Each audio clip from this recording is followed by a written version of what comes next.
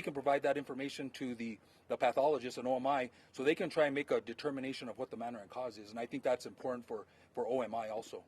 Mr. Sheriff, was there any surveillance video, and is that helping you to determine what may have led up to this? That's a good question, and that question's been asked. So, you know, I respect the Mr. Hackman's and Ms. Arakawa's regard for privacy. I think everybody here understands that they were very private individuals and a very private family. There is no surveillance, as we know of right now, in the interior of the residence or the exterior of the residence that is going to help us determine a timeline or events that happened. Mr. Sheriff, have investigators, Tom Manson with CBS News, have investigators been able to get into the obtained cell phones? Not at this time. We have them in our possession. Those were collected yesterday. It's going to take a process. We do have software, and we may have to reach out to other agencies for assistance to get past, if they're password protected, to get past the passwords and gain access to that information. So this is some other things that it's going to take a little bit of time. Sheriff, is there any information on the dog? There are names, Nikhil McClellan from the Albuquerque Journal. If there are names on prescription bottles, do we know any idea as to who was taking any of those medications? Yeah, due to HIPAA, I don't want to release who the medication was prescribed to or what the medication is. I think there's a HIPAA concern there, so I won't release that information. Sheriff, do you know the nature of the pills that were found by his wife? What were those pills there? What were they?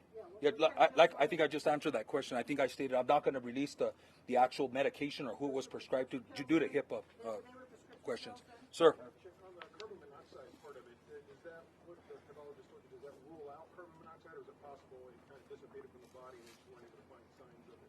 You know, I think that's a question for the pathologist. It's with that information, I'm assuming that at the time of death that they were negative for carbon monoxide, which means to me that that is possibly ruled out. That's another conversation I think that we will have with the pathologist and OMI to make sure that that's still not indication, but it sounds like that's ruled out. Were there any signs that Betsy was under any form of distress? I don't have that information. Again, I didn't personally see the individuals, so there's no indication that there was any stress. There was no indication of any of that I can tell or that I can share, unfortunately. Hold on. Anybody else? I know you've asked a question. Sheriff, was there any significance to the space here being located near her head of that detail and any more information about how the dogs died?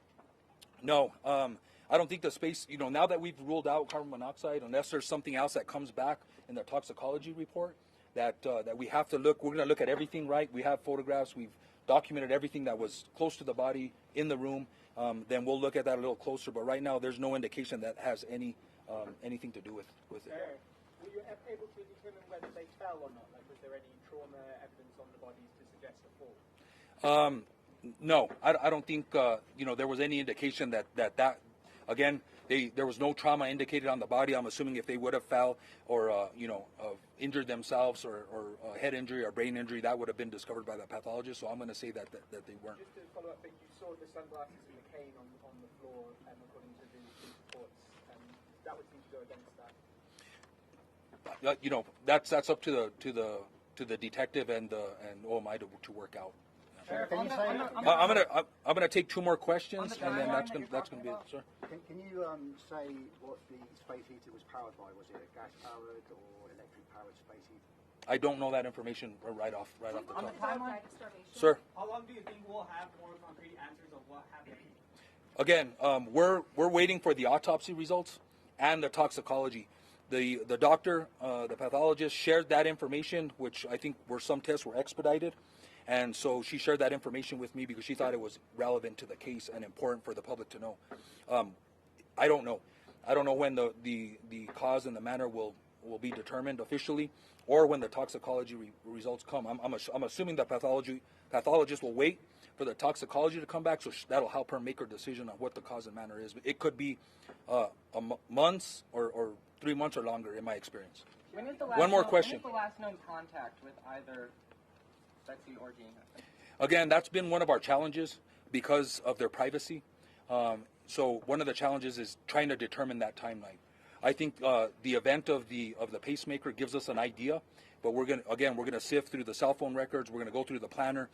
We're contacting workers, maintenance workers, family members, security. We're going to be talking to security. It's a secure subdivision. There's in and out that I believe is documented. So we're working with them to try and determine, when the last contact was, and that'll help us put together the timeline. So thank you, everybody. I hope this answered some questions. And again, if we get more information, we will release that. I know there is concern and interest in Mr. Hackman and Mrs. Arakawa, and I just appreciate your patience. Thank you.